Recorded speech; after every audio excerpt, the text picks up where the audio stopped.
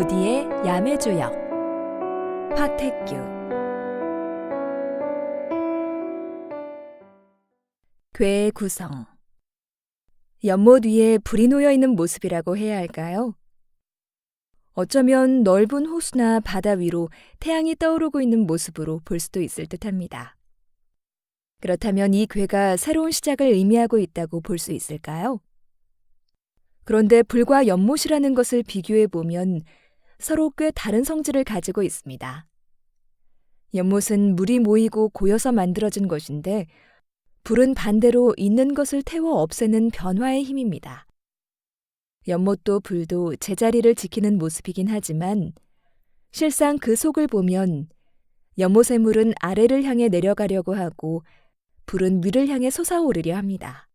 그런 불이 연못의 위에 놓여 있으니 점차 서로가 다른 곳을 바라보고 등지게 되는 것이 아닐까요?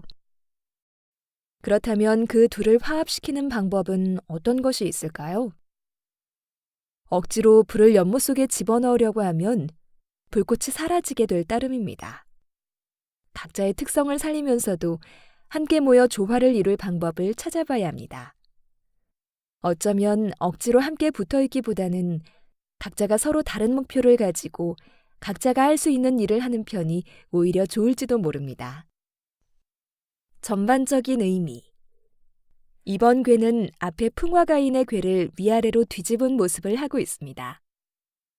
따라서 이번 괴에서도 음과 양의 효가 번갈아 나타나는 모습을 하고 있으며 다양한 일들을 새롭게 만들어 나가고 그것을 꾸준하게 이루어내는 모습이라는 것은 동일하게 해석할 수 있어 보입니다.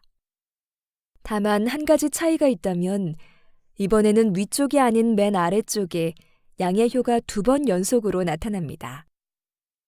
따라서 이번 괴에서는 음과 양이 조화를 이루어서 다양한 일들을 아기자기하게 처리하는 모습을 그리고 있다고 볼 수 있습니다.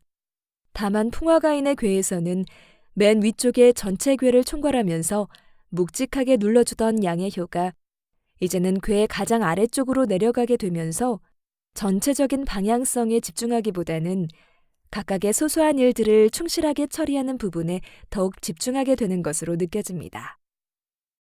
조직을 성공적으로 이끌어 나가는 방식이 꼭 한 가지만 있는 것은 아닐 것입니다.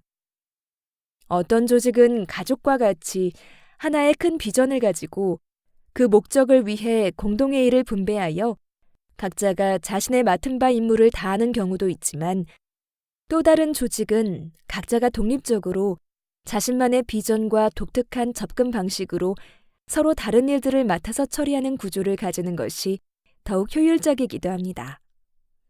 앞의 조직이 풍화가인에 해당한다면 뒤의 조직이 이번 화택규에 해당하는 것이 보이시나요?